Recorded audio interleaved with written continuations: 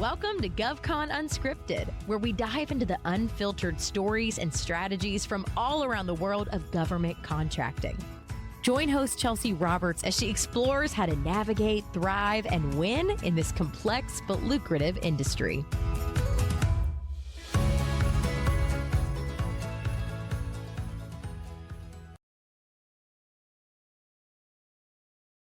All right. Hey, everyone, and welcome back to GovCon Unscripted. I'm your host, Chelsea Roberts, CEO of Collaborative Compositions. And today I've got with us Natasha Velez, CEO of NVS Strategic Solutions. Natasha, who are you and what do you do? Hi, I'm Natasha, and I'm the CEO of NVS Strategic Solutions, just like Chelsea said. I am a proposal manager by heart, proposal writer, finance expert, and capture manager. So the whole PMO process of all the pain. Things, all of the things. And you work in state, local, and federal, right? I do. Somehow I got lost in that. Originally, it was all federal. And then I had a lot of folks reach out for state. And over time, I have gained quite an understanding on state, local, and county opportunities and universities. Very much so. Yeah, so that spans the gambit from things basically throughout the country and basically at every level of acquisition.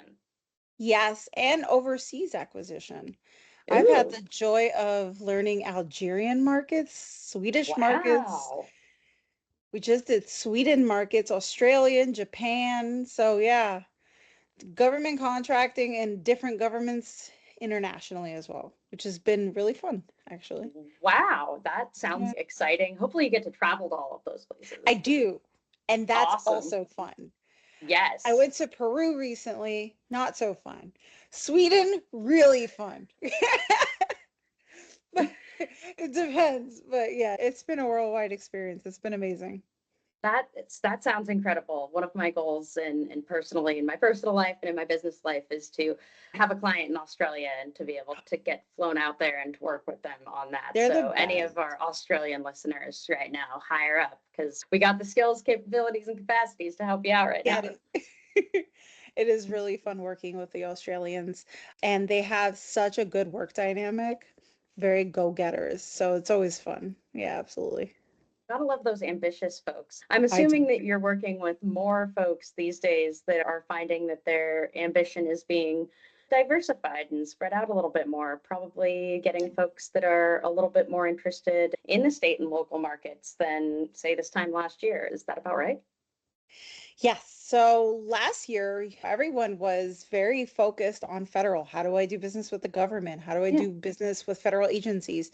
And I don't think a lot of people realize state and local counties are agencies. They're their own agencies in their own right. But everyone was focusing on GovCon. So it was all like DOD specific. Now we're noticing people getting just very diversified and agile in their methodology because they're a little nervous. There's some concerns, right? Like our first quarter hit us really hard and everyone was like, what do we do? This doesn't feel stable and safe. And as government contractors, we're used to stable and safe, at least for 4 or 5 years. Yeah, right. So it was just like, what do we do now? And so people started to pivot. And so people have started to look at state and local and education markets as being viable and an option for them, right? Yeah. I think what they want to understand when it comes to stable income and revenue and what is the difference between government contracting in regards to your federal and government contracting when it comes to your state. And I think people find that it's a lot easier. Granted, we don't like the forms. There's 20 million forms. Yeah. And you still have to submit a proposal in some cases. But for the most part, it's easier to build a relationship because sometimes when you go straight to DOD, unless you have that really good capture strategy, it's a lot harder. It's like blind bidding does not work. No. It's like a one and done. Like you can occasionally hit well, but it's not a long-term strategy. Like you have to get to know those agencies. You have to build a rapport with them. It's about the long game. Where state and local, not so much. You have a lot of, if you focus, let's say in your own state or local, like I'll take example, Tampa. Sure. I know everyone in my procurement agency in Tampa. I go there all the time to all the networking events. It's local. I don't have to fly out somewhere. I meet the same people. They're usually the same people. There's 4 people in a room. They all know me. So the minute I put a proposal in, they have a face to the name. They know I'm reputable. I've built that relationship. It's a lot easier than with agencies. And most people don't realize it's like still good income. Like I just finished putting a Yeah. bid for 22 million. So Wow. states and locals still got money. Yeah, hey, and it sounds, I mean, from the impression that I'm getting, it sounds like there will be more and more money probably flowing there from things that are being divested in the federal space, things like Okay. health and some of Right. those possibly Well, you're kind disaster of seeing, response and stuff. I agree. I think where it is that it's moving from, okay, so when we talk about like federal agencies and consolidation, right? Yeah. We see the craziness of like, where should we put it? We have too many vehicles. Should we throw it into GSA or should we put it into a state and local fund? And so Right. you're seeing like, okay, when people tell me, oh, what's going to happen when with HHS or all these Yeah. agencies that are closing or not getting as much funding, the money doesn't just disappear, it just reroutes. Where did it go? If they're going to push it more to the state to decide, then the state's going to get the funding. So now you're just pivoting from the agency to the state and just focus in that regard. So I always tell people follow the money. It Yeah. goes somewhere. We're spending more money than we've ever spent. It's just rerouting. Yeah. And Mhm. following those lines of funding and lines of effort from one agency to another, especially at those lower levels, that's not always easy. But if you work with somebody who, like yourselves or even myself, you get the opportunity to track that and find those hidden Yeah, patches of money that are being rerouted and put into other places. So that's agreed. always one of those advantageous opportunities to find some support and to work with somebody who's knowledgeable in that Yes, area. I agree. I always think like I had this thing before I started my company. I always thought like I could be the end all for everything because I could do everything, right? Oh yeah. And it was because in like my mindset, I was thinking small, but we all do that when we start Yeah. entrepreneurship. You're like, I can do everything. And you Oh yeah. realize that that wasn't the goal of entrepreneurship. The Right. goal was for you to focus on the things you enjoy and have like-minded, if not better-minded folks around you to give you the insights that you don't normally have. And so what we do at MVS is it's literally let us be the outside support. We are part of your team, but ultimately we're really good at finding the money that you don't know because people freak out. Yeah. So we're able to come out from the outside looking in and be like, all right, let's take a moment, let's have a pause, and let's find where the money is going for you in your Absolutely. market and what should you focus? Because there's not a one and done solution for every person. And I'm even so big in telling people, like, if I can't help you, I can't help you Yeah. if it's not a strong market for me. For instance, I'm Right. not very products driven. I will send that to anyone who wants products. I'm Sure. very service driven. I would never hurt my clients in that regard, but I would refer you to someone who can provide that support. Sure. But in regards to services, yeah, I got you all day. So finding that outside support of having people around you that can guide you is super just beneficial, I think. It's not only that, but having somebody who can tell your story effectively. And that's where I Mhm. think really good proposals come in, Right. is being able to convey your intentions, your story, your Right. background, and the way that you plan to fulfill these government requirements Right. in a way that really resonates with the government customer that you're aiming for and working towards. And that's one Right. area which I know that you are fantastic at. And I would love to get your thoughts on how even just this year, how you've seen proposals and requirements change from this time last year. I am noticing a lot of AI. Oh yeah. I'm gonna say something that's gonna get me a lot of trouble, but We I love hot truly, takes. yeah, I got this. Let's start some drama here real quick. I know that everyone and their mother is looking for a proposal writer to just write, or an AI tool to write the proposal for them. Right. I think what people forget is writing is not for the sake of just writing. It's a sales pitch. Anyone can outsource writing to anyone. And I can create anything now, especially with ChatGPT. I can do whatever you want from me. Yeah. But does it speak to the agency? Do they understand the pain points? Is that information resonating with the client? Are we coming up with a solution? Are we providing recommendations? What are we doing that makes us different from the competition? Because I feel like everyone's doing a rinse and repeat lately with AI. We've gotten the most easiest and greatest tools and we've gotten lazy. We've very much gotten lazy with our write-up and with our solutioning. And now everybody sounds like literally everyone else. Yeah, And you see it in the government too. You really. see it in, yeah, you see it in, I'll look at solicitations, at least in the SLED, and I'll see it's rinse and repeat boilerplate templates. And it's very much AI driven and written. And we're also seeing that, and this is going to be a new thing that we're going to notice a lot of things are going to be evaluated using AI. We see it now with Mhm. HR. If you're applying for a Yeah. job, you get that little thing in the beginning where it tells you, hey, we're going to have AI go through your resume and decide, and you automatically get a notification that you don't qualify because AI said you didn't reach those keywords. We're going to see that same thing going in government. These AI are going to be able to evaluate and decide if you have met the evaluation criteria. So it's not going to be just about writing. It's about matching that evaluation, about meeting the requirements and using those suggested keywords and deliverables to ensure that you pass that AI driven evaluation criteria. I can't say it's all a bad thing because if I had to read 770-page proposals, I'd probably just fall asleep and I'd be agree. bored out of my mind. So having something that can filter those Yeah. requirements and filter those proposals that you get has to be advantageous in some regard. But do you feel like it puts some specific set of companies at a disadvantage? It does if you don't know what you're looking for. Okay. It does if you don't know how to write to your customer. And I think capture now becomes more important than ever. It's not just about the proposal writing. I think people have to get comfortable with the capture portion now, really Right. educating yourself. It's not just about responding to respond. It's Right. about really knowing what they're looking for in the evaluation criteria, really paying attention to that alongside your L&M, not just the L&M, but also looking at the PWS, understanding what the client is looking for and what they want, and focusing on that. Before, we used to focus on executive summaries. We used Right. to focus on positioning and things like that. But I think what we need to focus on is making sure that we hit those check boxes, because if not, it's not a person that's going to say yes or no anymore. It's going to be a system, and that system doesn't have a relationship to you. So it makes me question, what does the future look like if it's not a person Yeah. at the other end evaluating me?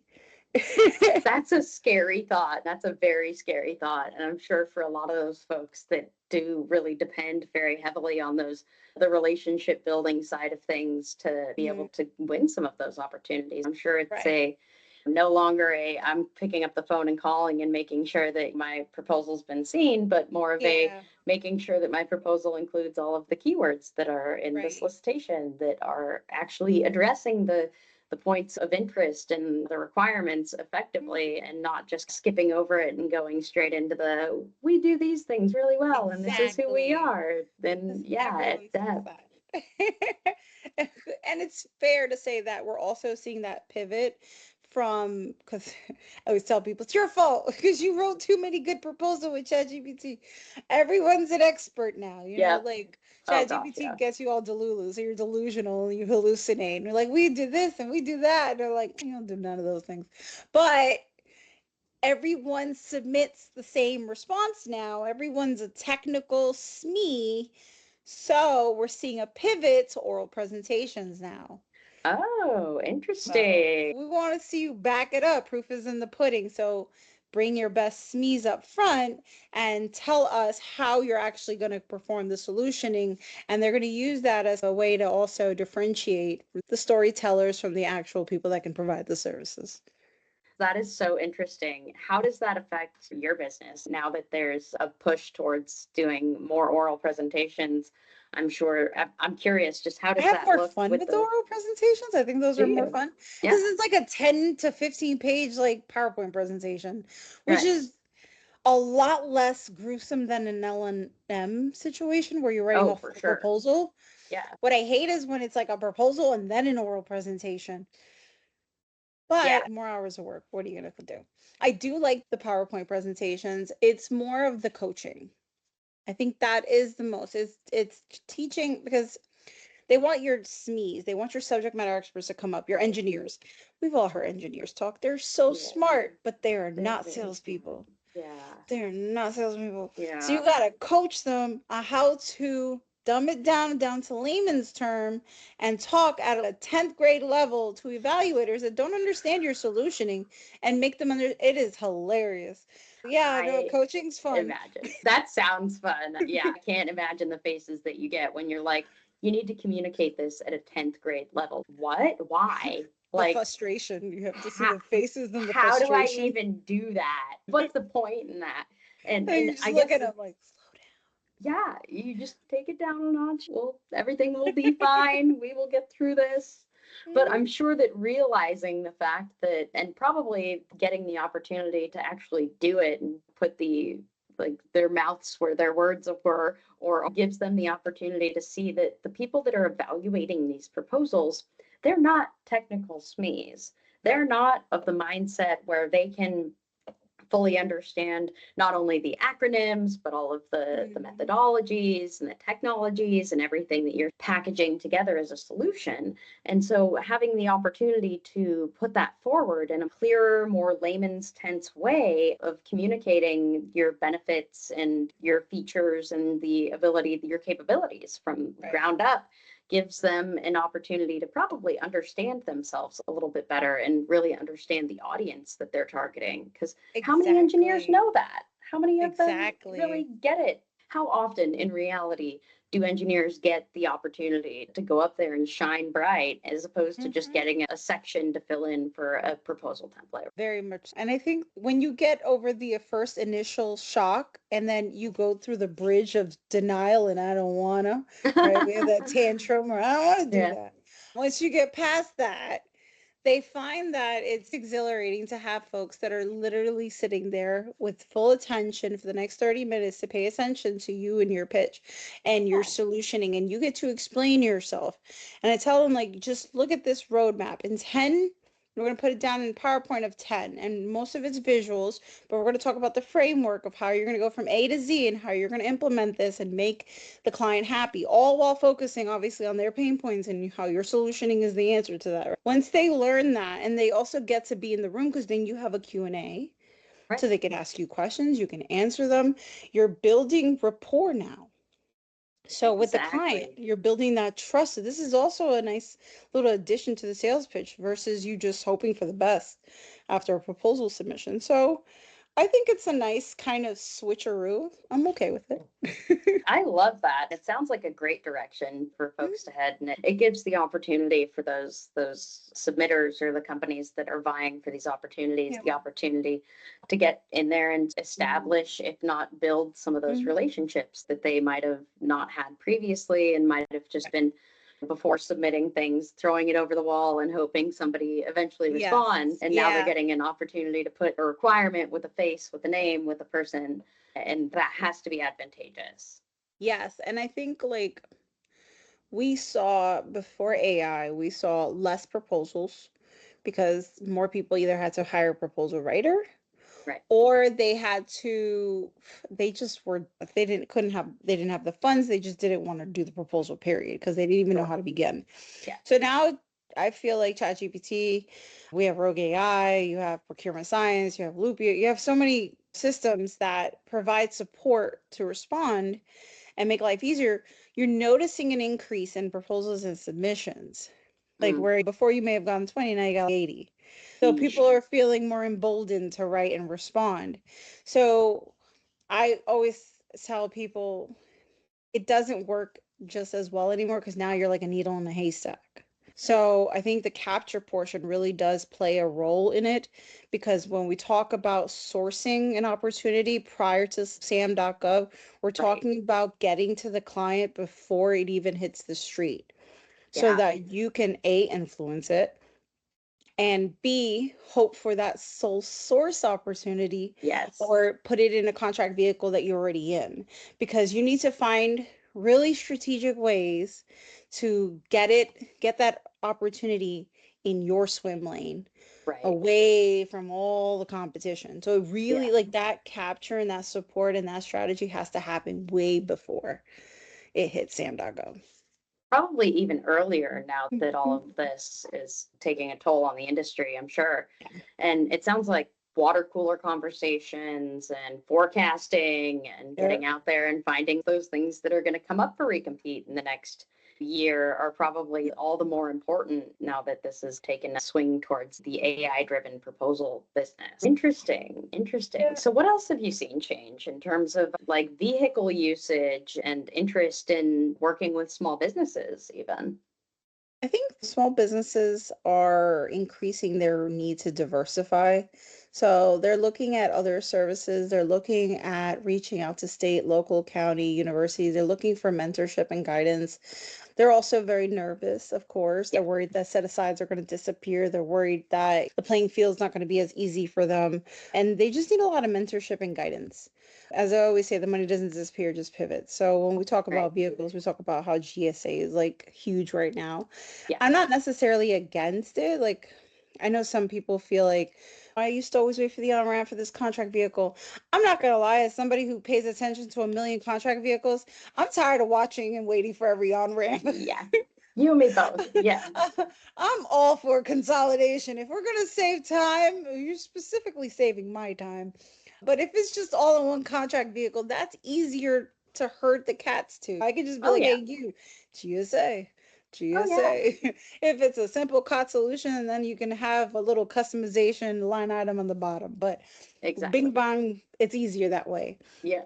So I find in this space, it's a lot easier.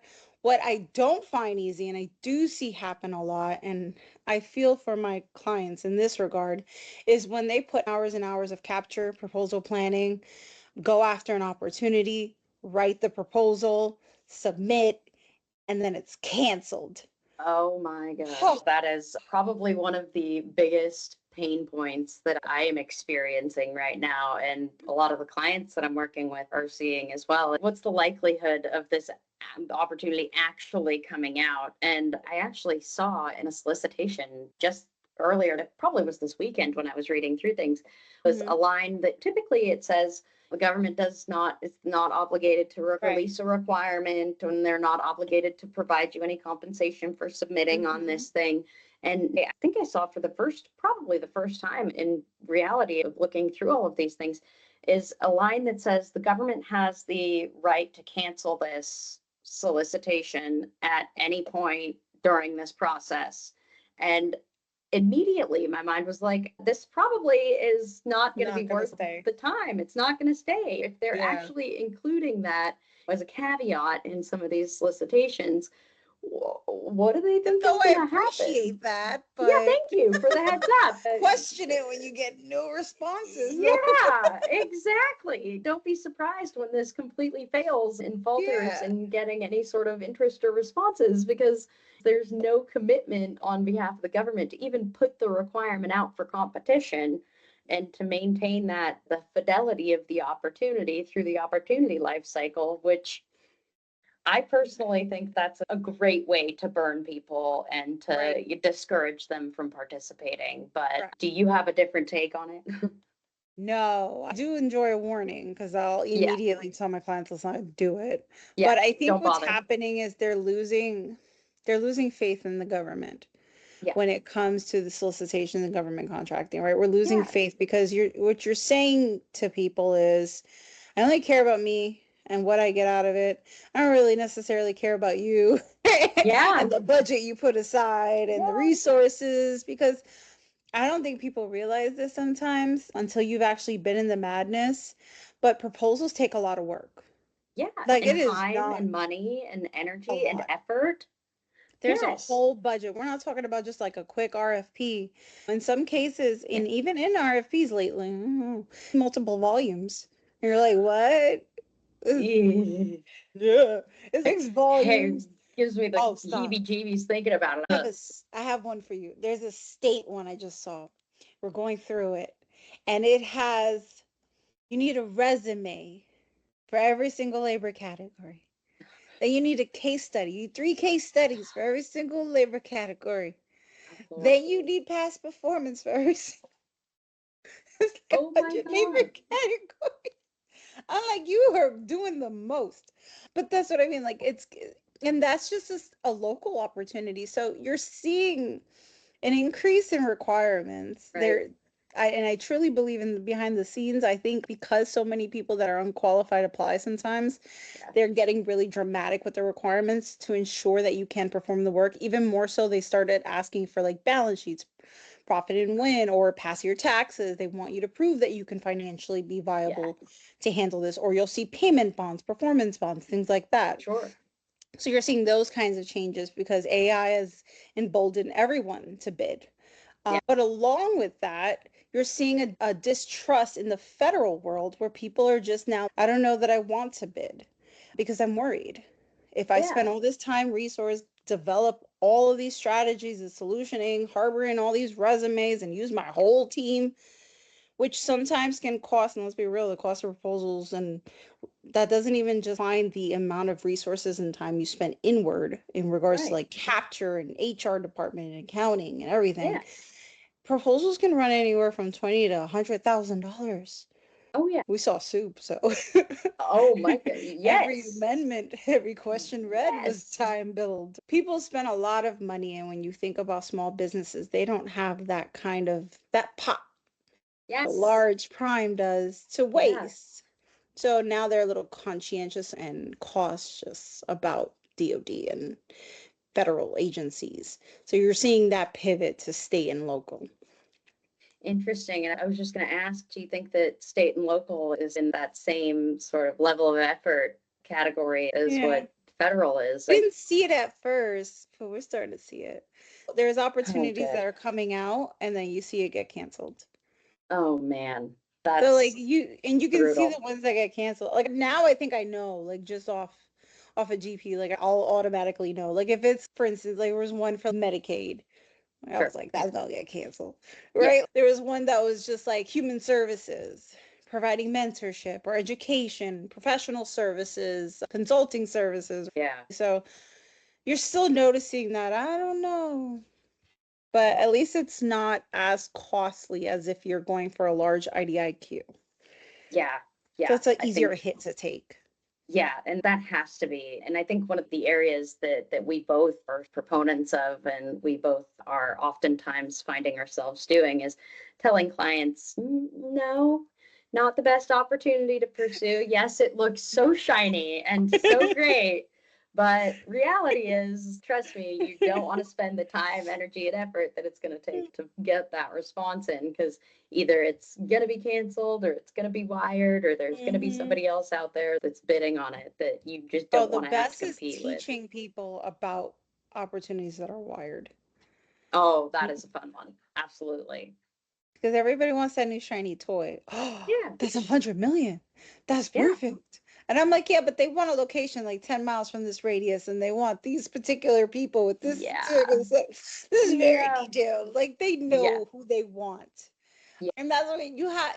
I think saying yes is just as important as saying no, you know? Absolutely. Absolutely.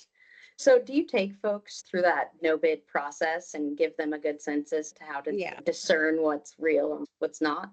Yeah, it's always fun. So it never changes, whether you're small or large. It happens to everyone. Most people need to learn what the process is and why we say yes and why we say no. So I like to do a SWOT analysis. I like to talk about what your strengths are, what are your weaknesses. Let's not pretend Right. we're amazing at everything because there's things that we're not. Let's talk about that. And then I like to do a SWOT analysis down to every opportunity. Is Yeah. the transition time too tight? Can Right. you deliver that? If they say I need 100 FTEs in 10 days, can you perform Right. with quality? Because now we know that where CPARs are changing, right? Where it's just like negatives or what's going to be acknowledged. Do you want to take those risks? So we talk about risks, and then we talk about what's mitigation look like and strategies. And do you have the resources, not only in the bid and develop, do you have the resources to provide the solutioning upon award? Because I always tell people this is your business plan. Your proposals are your business plan to the actual contract. And then we also talk about, do you have the in-house resources to even respond? Yeah. Because I Yeah. don't think people expect that either. They're like, if I Yeah. win, I can afford all of the resources. Oh, yeah. Cool. but you need the resources to respond. Do you have a Yeah. subject matter expert that I can reference to?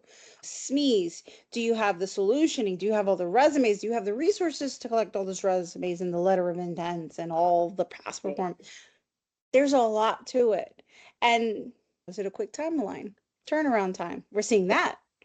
You Yeah. know, I want it in a month. Like, what? Yeah. Can you get this done in 15 days? It's a 3-day turnaround time. What? Yeah. So, There's no way that's wired. yeah. And I'm like, so that's going to be a no. Yeah. But that education, I think people respond better to data than a yes or a no, because then it's a trigger and they feel like you're telling them what to do. Right. So you have to educate folks and just guide them. Let's look Right. at the SWOT. Let's look at the data. Let's look at the contract value. Let's look at the incumbent. If this is a recompete, Yes. do we know enough? Are they going to win it again? What makes us different from them? If those answers aren't easy to come by, then I say no. Yeah. There's a And no, and let's focus ones that are yeah. yes. And that absolutely coming at it with data and having a process that you go through to say yes or no is absolutely the difference maker between having a long, arduous bid effort that results in absolutely nothing and then having Yes. a relatively easy bid effort or even a Yeah, hard bid effort that comes out with something that's worth the juice is worth the squeeze.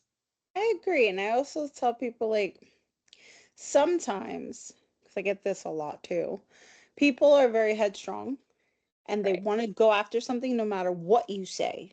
I'm just the consultant. I'm going to give you my honest to God, like 15 years of experience truth.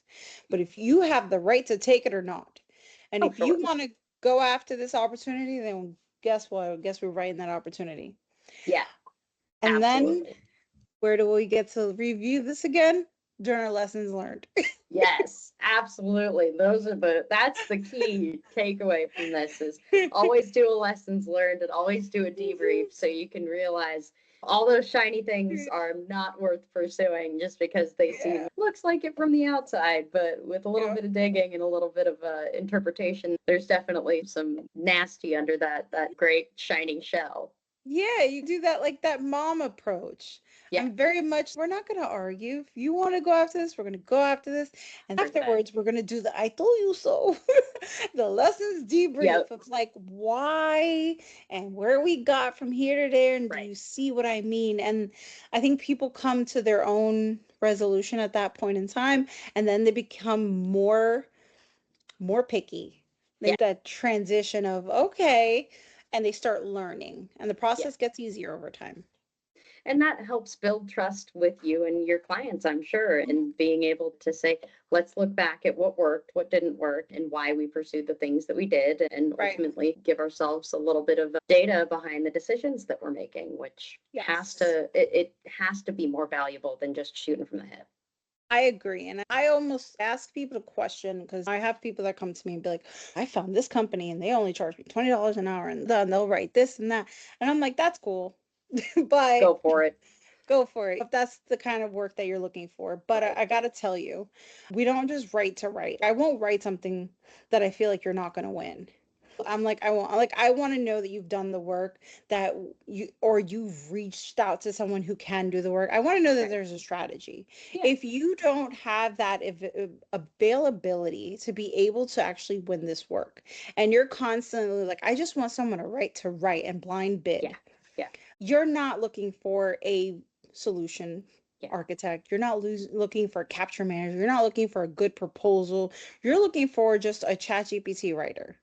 Yeah. And that is what you'll get for $20. Oh, yeah. Oh, yeah. But we are sitting here. We want your win themes. We want your strengths. I want your weaknesses. I want to analyze. I want to help you grow because I'm not going to lie. Like my P win, I take that personally. Like I want to win. I want you to Exactly. win. I want to win.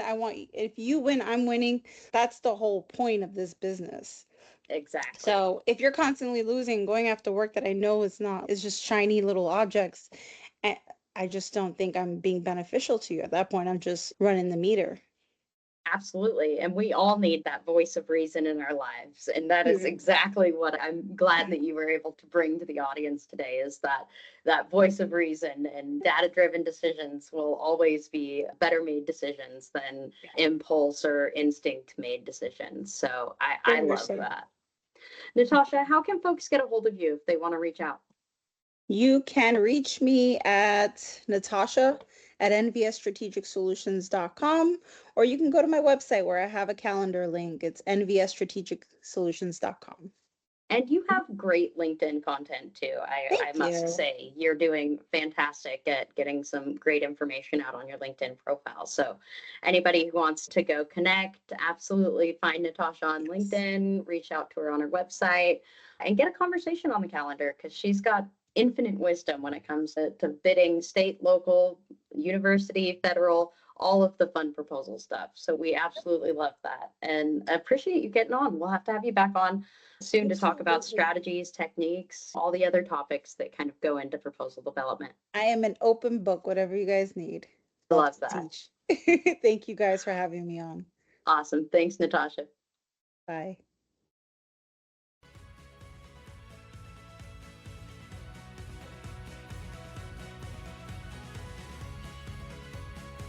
Thanks for listening to this episode of GovCon Unscripted with your host, Chelsea Roberts. Do you have a GovCon story or need guidance in government contracting? Connect with Chelsea on LinkedIn to be a guest on the show or to enhance your business strategy. Don't forget, your network is your net worth. If you liked what you heard, don't forget to subscribe, leave a review, and share this episode with your growing GovCon community.